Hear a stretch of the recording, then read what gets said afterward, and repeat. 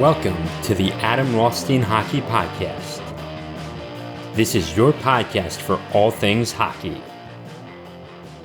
On this podcast, we talk about past history to the modern day and what you can do to grow the sport. I am your host, Adam Rothstein. All right, let's get to the show.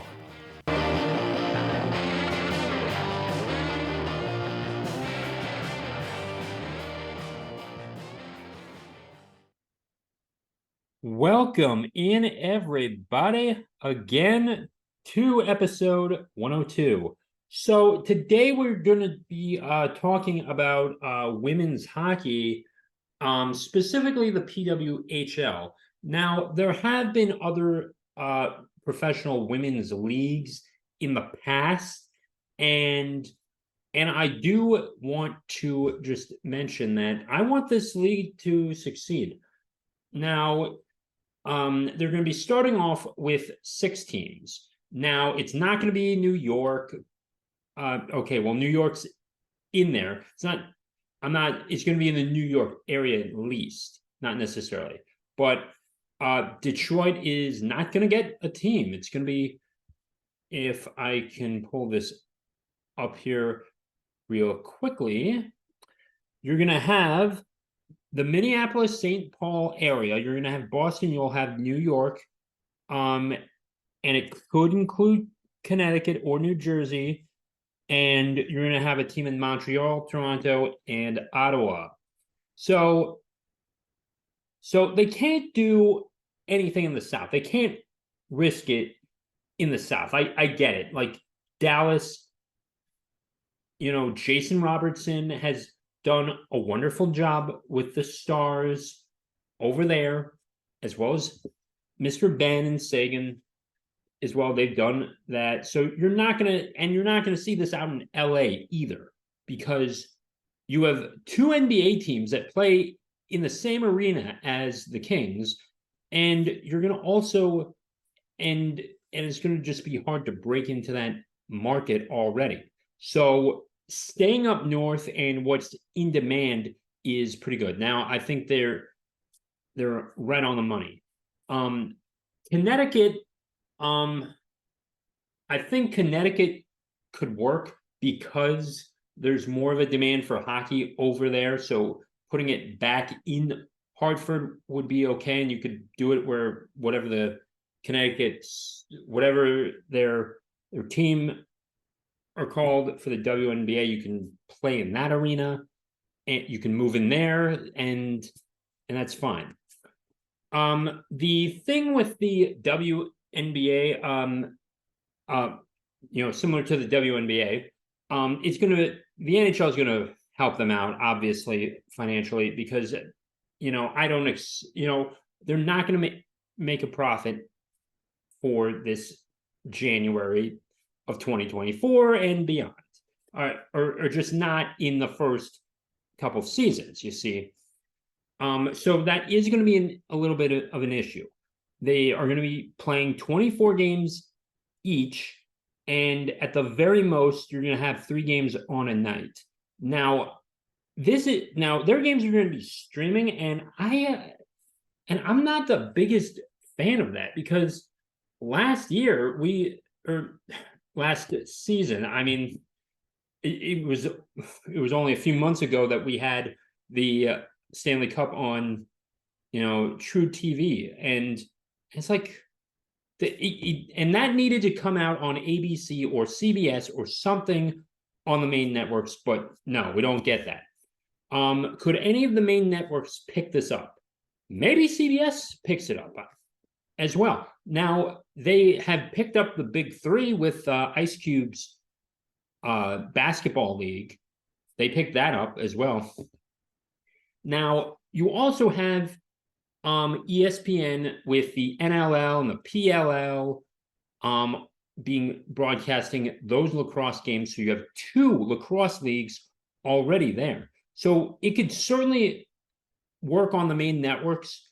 The problem with ESPN is that they are not big on hockey, and it is a shame, because there's not really a segment about hockey. Stephen A. Smith is into the basketball, into the football, and maybe a little bit of baseball when he talks about the Yankees. And so I don't see that working in ESPN's favor. In regards to the cities, where would they be playing? Well, like I mentioned with Connecticut as a possibility, you could put a team in Hartford there, and I think that would work. And you're not going to be in the heart of New York City, where you have multiple big four teams, in Madison Square Garden already.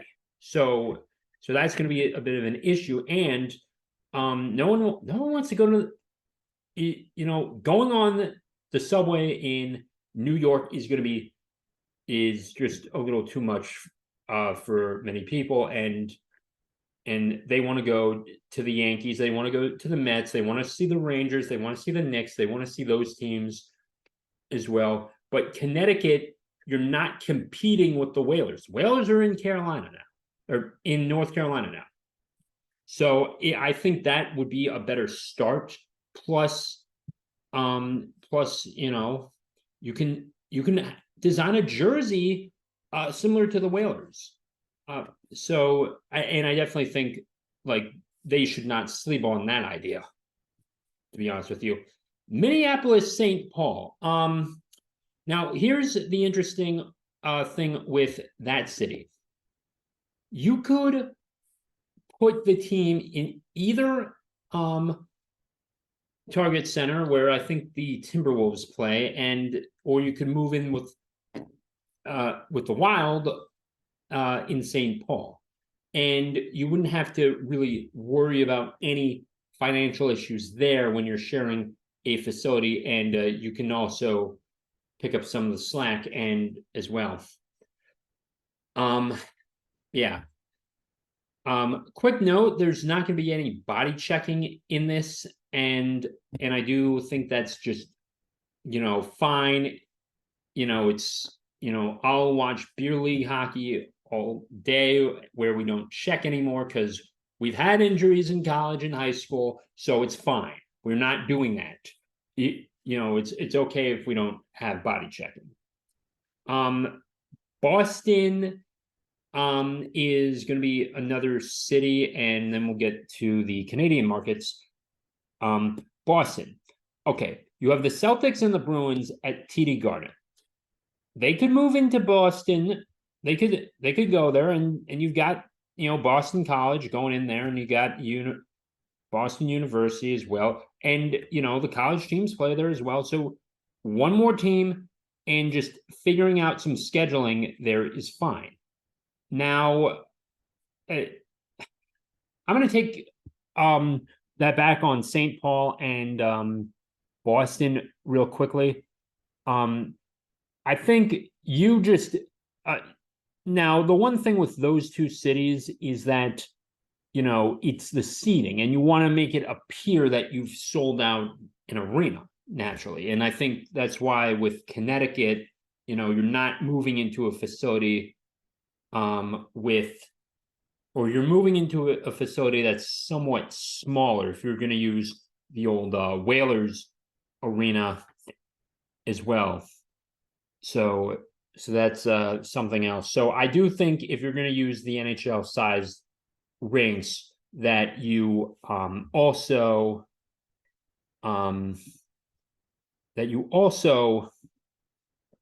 make sure that you don't undersell it, and you try to fill those seats up as much as you can. Montreal, if they don't, they have many different rinks they could play in. They could still play at the Bell Center there, and if they want to go to a different rink, they want to go to the old, they want to do something else. They want to have a different rink, or go play in one of the Quebec junior league arenas. That's fine there, and I think that's okay, and you're not worrying about you don't have less of a hump to climb to get over to selling out an arena. So I don't expect them to sell out any arena, but just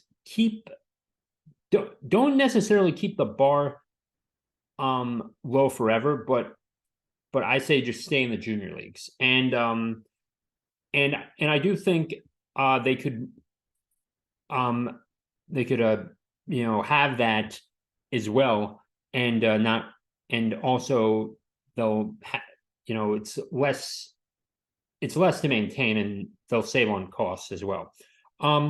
Toronto, they can move in with the Toronto Marlies, whatever, the Toronto Torpedoes or whatever. I'm making up names. They can move in with the Marlies and share that facility as well. And don't sleep on the AHL teams or the CHL teams. You can move in there as well. So we've got options here, and the AHL and the CHL arenas aren't as big as an NBA arena or a NHL sized arena. They're not. I've been to the Checkers game. They have an upper deck, but it's just not quite as big as an NHL rink, and you can sit around 10,000, just under 10,000 or so people. So there's that. The Senators, once again, they could still move in with the Senators, or they could just go to the CHL or go to a junior league and just have games there. Now here's one suggestion that I do think they could do, that I think they should go with. Geez, and I'm like blanking on this right now. Okay. You could have sort of a touring league. So for the team that's in the New York area, tri-state area, or in the New York area, they could play at Madison Square Garden for a game. They could go to the old Whalers Arena. They could play where the Devils are. They could do all that stuff as well, if they're having any scheduling conflicts. And it's just good to get into those arenas as well. And because, the owners of the facilities want to make money, and you can come in with a cheaper price during those off days or when the facility is not in use. So there's that. So I do think that's good. 24 game season for each of them. That's fine. I'm not too sure on how they're going to structure the playoffs, but I'm going to go to ESPN.com. All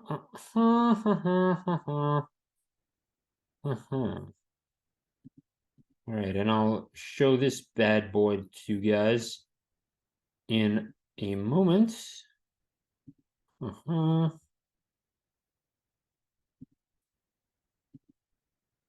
Optimize for video, and 3, 2, 1, and we are golden. So I'm gonna try and find playoffs here, and or no, they don't have anything with playoffs here, and that's the downside to this. So the PLL is planning on having a presence at major NHL events like All-Star Weekend in Toronto and its outdoor games. National League congratulates Professional Women's Hockey League on today's announcement, the NHL said in a statement on Tuesday. We remain committed to supporting the women's game and looking forward, together with the PHL. Said his owners did not want to get involved when there were two competing women's leagues, but would consider supporting one consolidated pro league. And that's the thing. There were some other leagues that tried it, and it just failed too.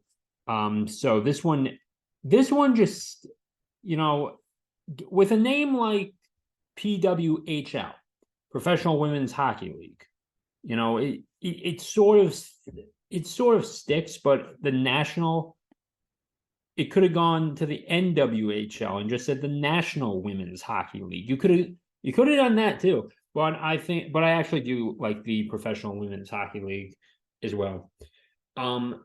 It's fine. I do think that you're gonna have, they're gonna be making, crap wages or crap salaries for a while. They'll do that, and they're also going to be, you know, those who were on the national Canadian team, the national American team, those from Eastern Europe who are going to come over, and you're going to see these women compete. Now, Sarah Nurse is the Connor McDavid of this. Will be the Connor McDavid of this league, assuming she's going to be playing in this. But she's young. She'll be in there for a while. I say give it a decade, assuming the league lasts this long, for a decade. But you'll see that as well. You'll see her as well in this league, and she will be the Connor McDavid of the league, I suspect. I can only suspect. Now what if this does succeed? What if what if this fails? And then, well, you're gonna have to reformat. You're gonna have to, fold. The NHL is gonna be on the hook for some of that if they're gonna be financially into it as well. So I do think there's that as well. Moving on a little bit, for the WNBA, you cannot, and this is coming from a guy who doesn't really like to talk politics, but it cannot be woke. It cannot, you have to, like, I'm not going to say conservative, but you need to have, you need to come in with a high level of class, and if you can be good with the media too, that's going to be helpful as well. But you cannot shame anyone. You can't bring your politics into this, and you have to and try not to be controversial. As crazy as that sounds, try not to be controversial as well. Like, we don't like Sean Avery, we don't like that guy, we don't like Dale Hunter knocking, checking people into the boards from behind after his opponent scores a goal. We don't like that. We want class. We want people to have fun. So I'm saying this, don't go that route. Focus on the hockey, focus on growing the sport, because you have a great opportunity in front of you. So don't worry about anything else. Worry about the marketing, worrying about playing hockey, worry about the financials too, and fourth and foremost, and most importantly, worry about growing the sport as well. Worry about growing the sport. Come on. In the next decade, hockey could potentially be in the fifth largest sport in America. Soccer is the fifth largest sport in America currently, because you've got you have older millennials, you have who are still hanging on to baseball, or they're hanging on to football and basketball as well.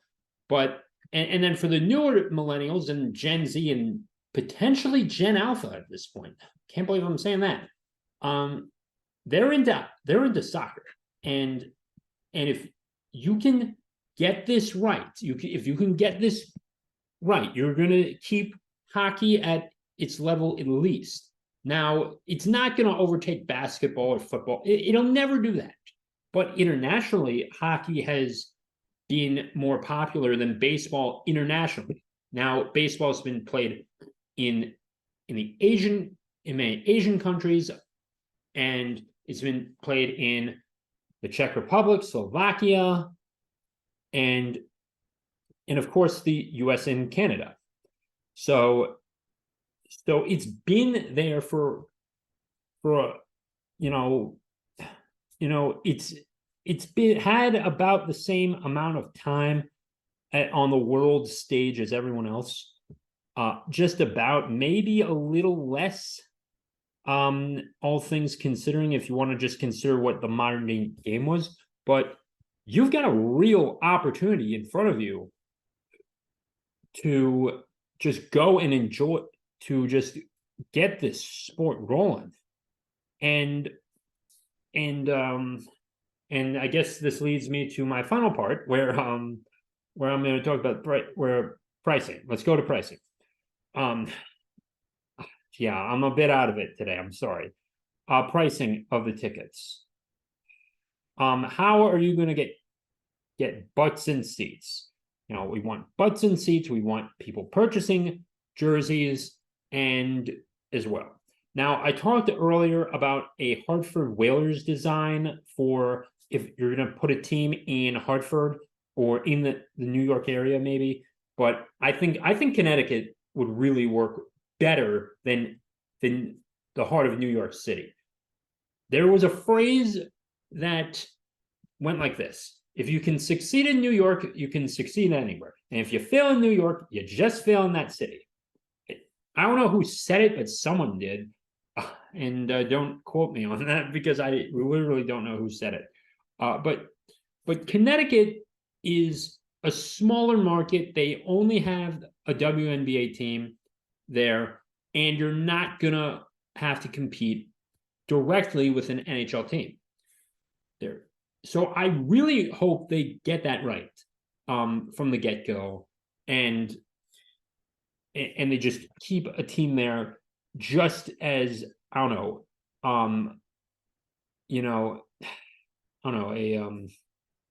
a double-blind study, more of a placebo effect, sort of, I think, but we need to see how it works where there is no professional NHL team. So that is part of the experiment that you're going to need to put up. And I think if any of the PWHL or the PWH Players Association people don't figure that out with Connecticut, I think they will have they could have a serious missed opportunity awaiting for them, because Connecticut is starving for another professional league, and they're not going to get a Big Four league yet, at least. But if you give them a hockey team, I think you're going to have a very successful market there as well. And Boston is going to, and I know Boston is not too far from Hartford either, but that little general area is going to be fine too. And go to Sally's, go to Pepe's, go to the Beats shops as well, and just send out flyers. Get or partner with them or something like they do with Little League. I might be talking out of my what here, but I'm just spitting ideas. But bottom line, Connecticut needs to be a starting city, or starting. Hartford needs to be in that consideration for the New York area, and New York, New Jersey, I don't think it's going to. I think you're going to have a tougher time succeeding in New Jersey and New York than you will in Connecticut, where there is no professional team. That's my opinion. Now, for the ticket prices, I think $20 should be good. I know you're not necessarily running a profit. You're not going to make a profit here, but if you can get sales going, and you can get ticket season holders going, you're gonna build rapport. And then you'll get consistency going, and then you can start turning a profit. So that's what I'm thinking right now. As well. Ken Campbell wrote on this a little bit, and I'll read something out from him, and you can go subscribe over to him at Substack as well. And I could get this up. I do want to say that we haven't really had any necessarily success yet, because we have all this, all the money goes to the NBA, the NFL, and Major League Baseball, with hockey picking up, the leftovers, essentially. Okay.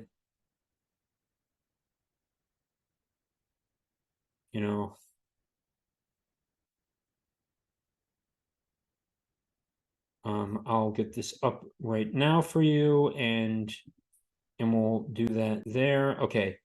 Okay, so it's crystal clear that the women's game at the professional level has been set up to succeed like it has never before. Those who held out for a unified professional league found the unicorn they were seeking in Mark and Kimbra Walter.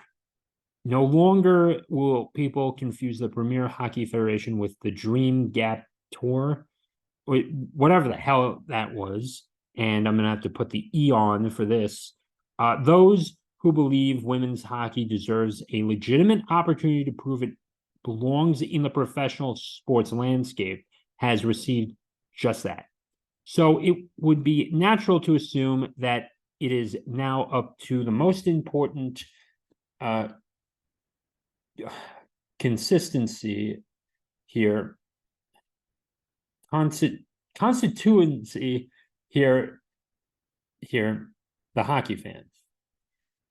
Jesus, I'm struggling right now, but I'm passionate about this. Okay, so those who have insisted they support women's hockey must now vote with their feet and their wallets. It's on them to now do their part to help this thing succeed. So I'm not going to be flying up there all the time. There's no professional women's league in Florida. They can't put it there, and they're not going to put it in Sunrise. Like, that is a death sentence for that team if they try to put it in Sunrise. It is a death sentence. So don't come to Sunrise yet. I know that'll fail, but you keep it up north, it's got a shot. So the only thing is PWHL board member Stan Kasten, also the CEO and president of the Dodgers, doesn't see it that way at all. In fact, his answer to that particular question when the league provided an update Tuesday morning tells you everything when it comes to the approach of this group and how they intend to succeed, where the Canadian Women's Hockey League, the National Women's Hockey League, and the Premier Hockey Federation, and every other iteration of professional women's hockey has failed in the past. That's another thing.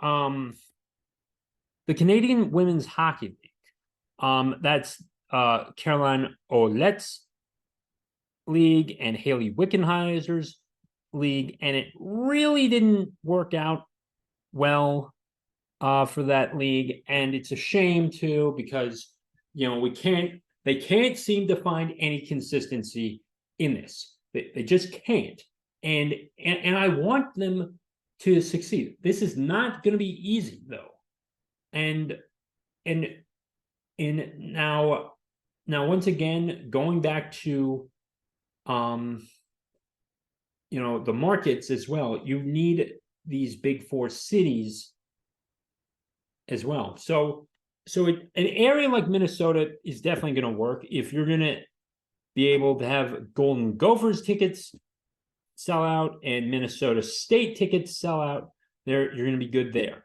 I'm actually kind of surprised they did not put in Detroit for this.